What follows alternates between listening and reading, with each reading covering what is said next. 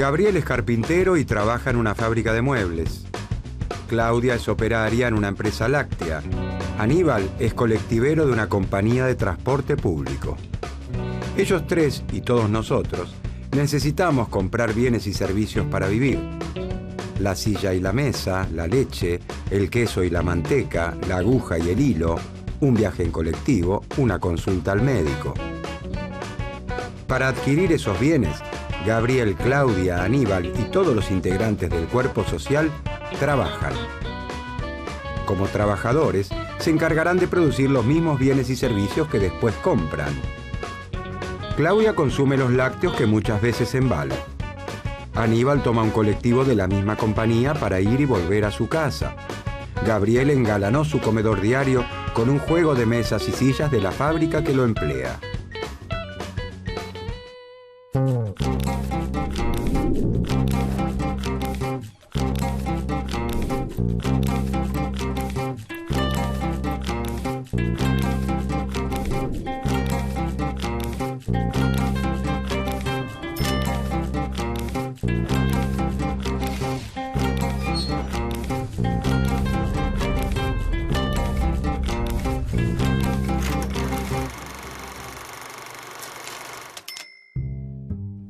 A fines del siglo XVIII, Inglaterra es la nación más rica y poderosa del mundo.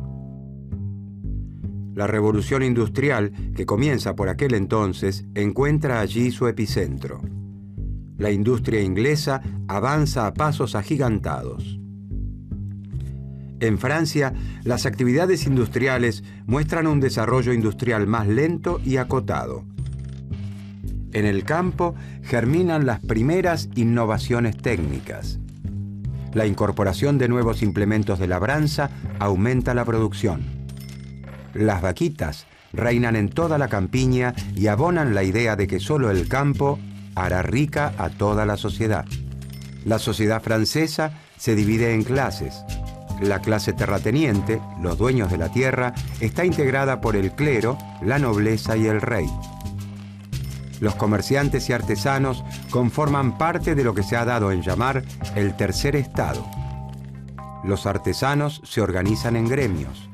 Los gremios de artesanos son asociaciones formadas por los maestros, oficiales y aprendices de un mismo oficio que regulan la actividad, la formación y el aprendizaje de sus asociados y hasta fijan el precio de sus productos. Finalmente, los agricultores trabajan una tierra que no les pertenece y por eso deben pagar la renta a los terratenientes.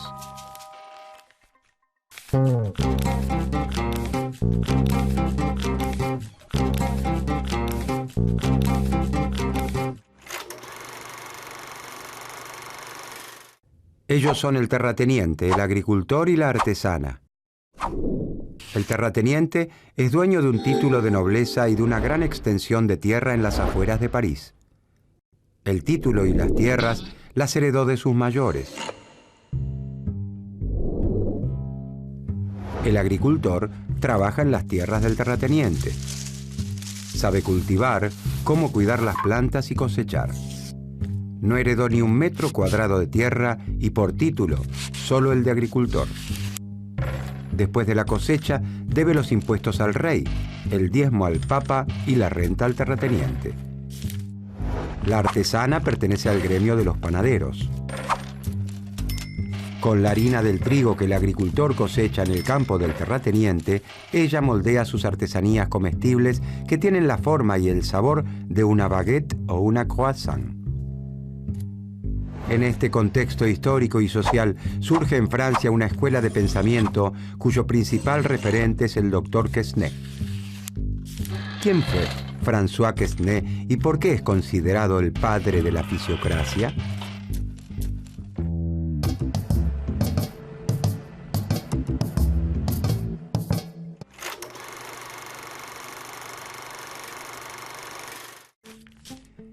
El doctor François Quesnay es un médico cirujano que vive por aquellos días en París. Sus estudios sobre la circulación de la sangre lo llevan a interpretar el funcionamiento de otro cuerpo, el cuerpo social. Quesnay fue secretario general de la Academia de Cirugía y primer médico del rey. También recibió un gran reconocimiento cuando publicó su tratado médico sobre la sangría. Contribuye a la enciclopedia con 2 artículos, Agricultores y cereales, aunque su obra más importante es el Tableau économique, cuadro en el sentido pictórico económico, publicado en 1758. Para Quesnay, las mismas leyes que rigen la naturaleza son las que gobiernan la economía. A través de su estudio sobre la circulación de la sangre, intenta explicar entonces las relaciones económicas entre las distintas clases del cuerpo social. Así como en el cuerpo humano, los pulmones oxigenan la sangre, los riñones la filtran y el corazón la impulsa a todo el cuerpo, en el cuerpo social, la sangre que relaciona cada una de las clases es la compra y venta de mercancías. Influenciado por sus conocimientos médicos y por los principios de la Ilustración, que pregona que la razón humana descifraría las verdades básicas del mundo, Quesnay aborda la economía a partir de las ciencias naturales, la biología y la medicina.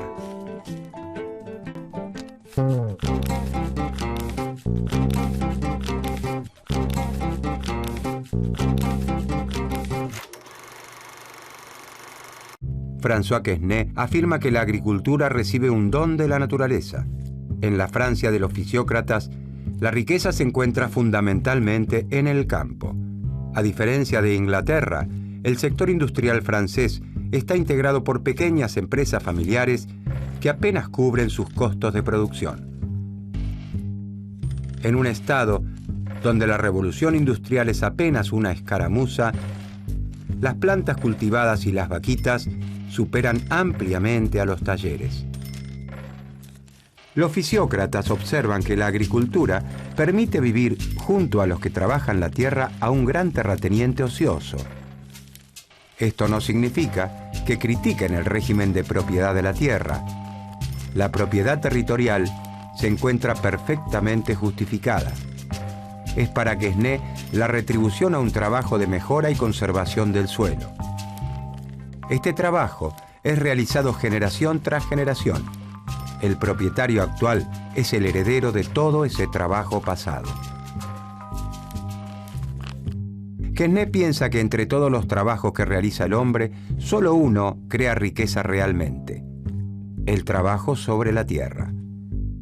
La riqueza, dice Quesnay, surge del campo y desde allí se distribuye hacia el resto del cuerpo social. Cuando se trabaja la tierra, se genera algo nuevo y distinto de lo que existía antes. Estas son las principales ideas de la primera escuela del pensamiento económico de la historia: la fisiocracia, o gobierno de la naturaleza. Como explica el fisiócrata Le Mercier de la Rivière, ese orden esencial de las sociedades es una armonía perfecta de las instituciones sociales sin las que la felicidad y el crecimiento del género humano no podría tener lugar. Los fisiócratas creen que la sociedad debe regirse por las leyes naturales. El Estado no debe intervenir para modificarlas. Cabe entonces preguntarse: ¿qué lugar ocuparían el terrateniente, el agricultor y la artesana en el cuerpo social francés de acuerdo al diagnóstico del doctor Quesnay?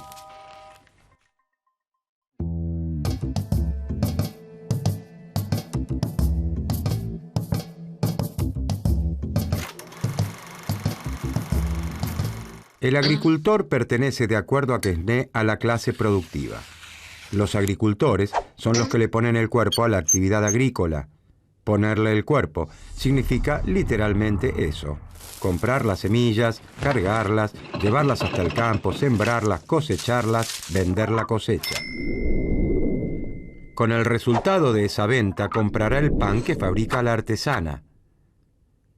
El excedente de todos sus gastos, los que realiza para producir y para vivir, constituye la renta que debe pagar al terrateniente. Esa renta es la riqueza que genera el agricultor, que es la riqueza que genera la sociedad. Para los fisiócratas, la agricultura es la única actividad que genera riqueza. La artesana integra la llamada por Quesnay clase estéril. Para los fisiócratas, los artesanos y comerciantes no producen riqueza. La sociedad no es más rica luego de que los productos de la naturaleza son transformados o trasladados. Estéril no significa inútil.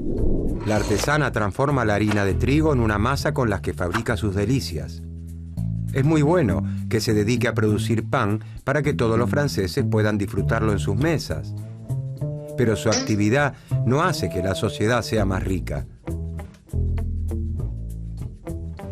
El terrateniente no produce bienes agrícolas ni productos elaborados. Vive de la renta que el agricultor le paga por trabajar sus tierras, es decir, vive de rentas.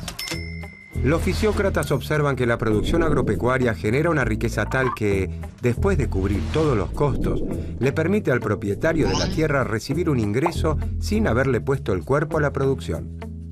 Según el pensamiento fisiócrata, al existir una única fuente de riqueza, la tierra, el terrateniente, como propietario, debería pagar el único impuesto que es lícito cobrar, el impuesto a la renta de la tierra. El Estado, dicen, debe eliminar todo aquel engorroso sistema heredado de la Edad Media que hace que la recaudación de impuestos sea difícil y costosa.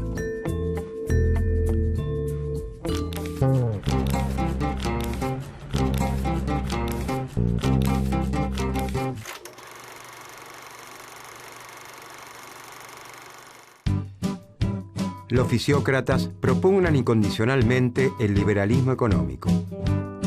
Sus recomendaciones son opuestas a las de los mercantilistas. Los mercantilistas creen que es necesario intervenir en la economía para que las grandes compañías nacionales obtengan abultadas ganancias del comercio exterior. Para los fisiócratas, el Estado no debe intervenir para modificar las leyes que rigen la naturaleza. El orden natural es todo lo que beneficia a la agricultura. Por eso, sostienen que debe despojarse al campo francés de todas las trabas y regulaciones del Estado. De esta manera, se aumentaría la producción agraria y crecería la riqueza. Proponen la perfecta libertad para que la actividad agropecuaria se incremente lo máximo posible. Rechazan el proteccionismo y exigen que se libere el comercio para que el campo pueda colocar sus productos en el extranjero. ¿De dónde salían todas estas ideas? ¿Quiénes eran los fisiócratas? ¿Qué personalidades llegaron a ser sus mayores referentes? ¿Dónde se reunían?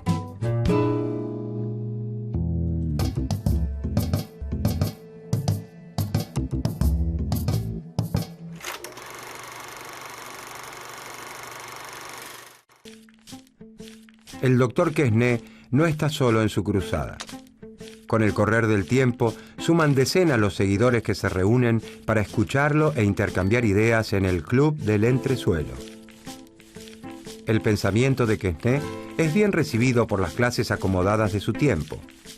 El cuadro económico conoce inmediatamente un gran éxito ante el rey, la corte y los discípulos de Quesnay. Los discípulos de Quesnay siguen las enseñanzas del maestro con gran fidelidad. Tal es así que la sociedad francesa lo llama la secta de los economistas. Uno de los principales discípulos de Quesnay es Henri-Robert Jacques Turgot, quien tiene una mayor influencia política que su maestro. Esto se debe a que aprovecha su paso por el poder como intendente y ministro de Marina e inspector de finanzas en tiempo de Luis XV para implementar algunas de las ideas propuestas por los fisiócratas, como la abolición de los gremios de artesanos que datan de la Edad Media. Turgot es también el autor de una frase que se convertiría en el estandarte del liberalismo económico. Laissez-faire, laissez-passer. Dejar hacer, dejar pasar. Dejar hacer libremente sin proteccionismo, dejar pasar los productos, dejar comerciar.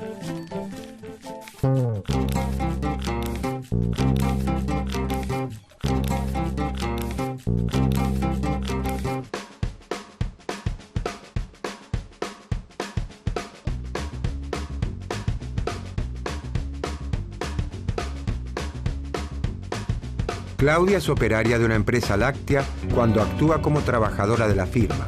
pero es una de sus más fieles consumidoras cuando compra la leche, el queso o la manteca de la firma en el supermercado de su barrio. Gabriel, Aníbal y todos los integrantes del cuerpo social en su conjunto se relacionan con las empresas desde ese doble rol de trabajadores y consumidores.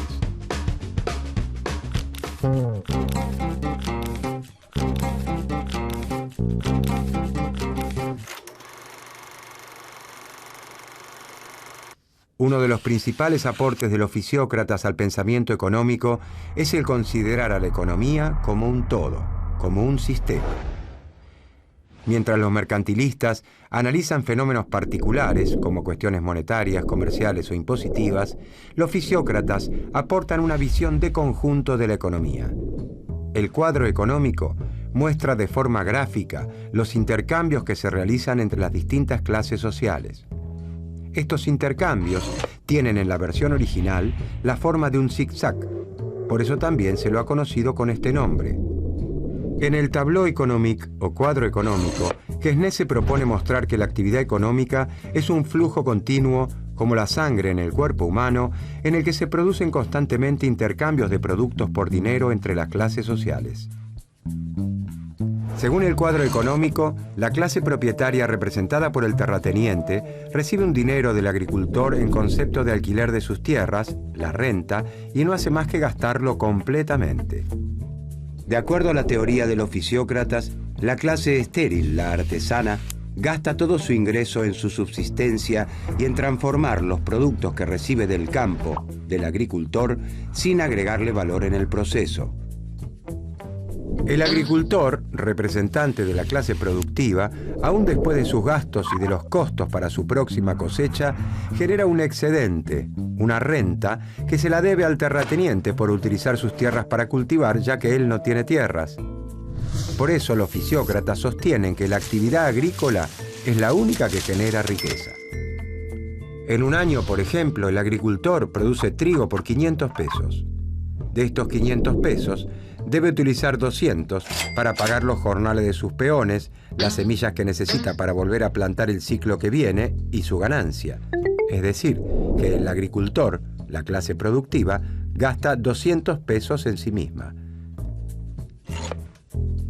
De los 300 pesos que le quedan, el agricultor gasta 100 pesos en la clase estéril para adquirir bienes y servicios, zapatos, galletas o panes. Son bienes manufacturados que se elaboran a partir de la riqueza de la tierra, pero que el sector agrícola no produce.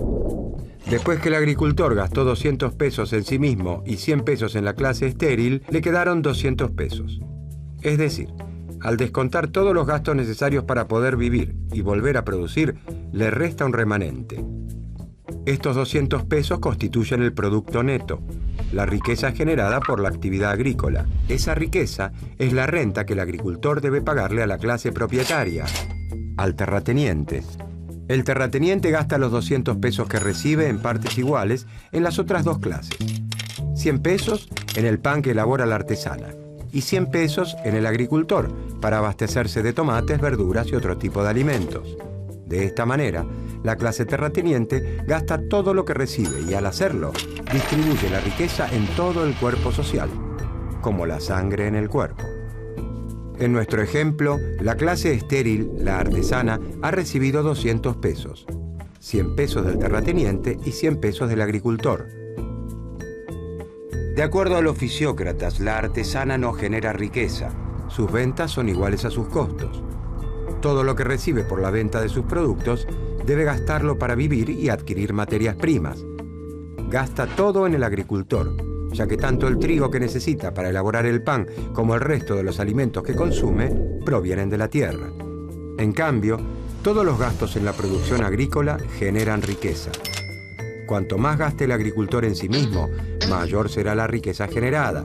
En nuestro ejemplo, gastó 200 pesos en sí mismo. Y se generó una riqueza social de 200 pesos.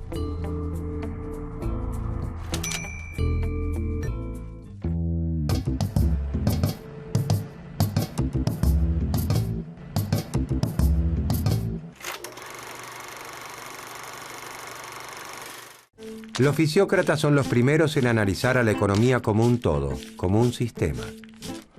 Conforman la primera escuela de pensamiento económico digna de ese nombre, porque tienen un pensamiento coherente y homogéneo, un maestro, Quesnay, seguido por fieles discípulos, un enfoque científico y una actuación como grupo organizado.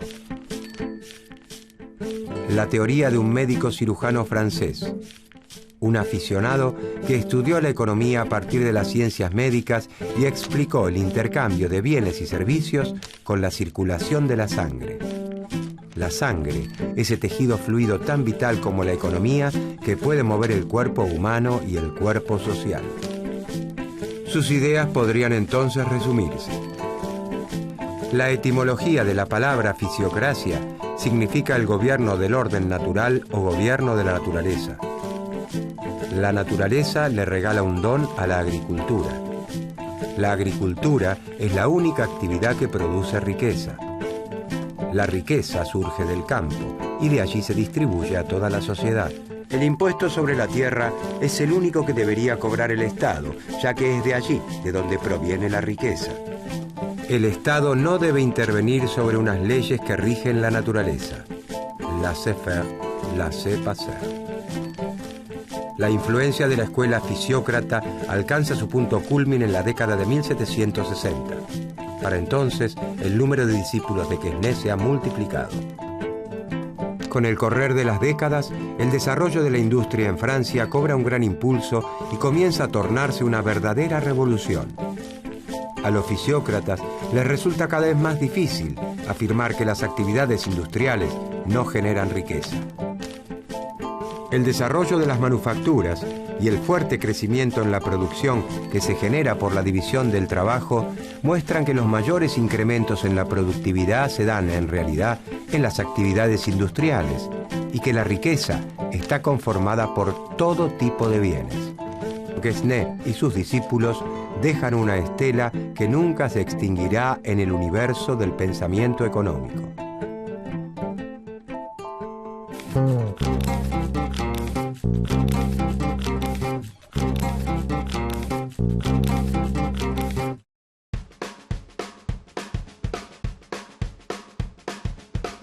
La fábrica de muebles donde trabaja Gabriel es su empleadora, pero le facilitó la compra de un juego de mesa y sillas cuando el joven carpintero quiso engalanar su comedor diario. En este caso, la empresa actuó con su empleado como vendedora. Del mismo modo, cuando contratan a Claudio y a Aníbal y cuando les venden un boleto o sus lácteos, las empresas desempeñan ese doble papel con la totalidad del cuerpo social. Uno de los principales aportes de la fisiocracia al pensamiento económico es el considerar a la economía como un todo, como un sistema en el que todos los órganos cumplen con una función para mantener en funcionamiento al cuerpo social.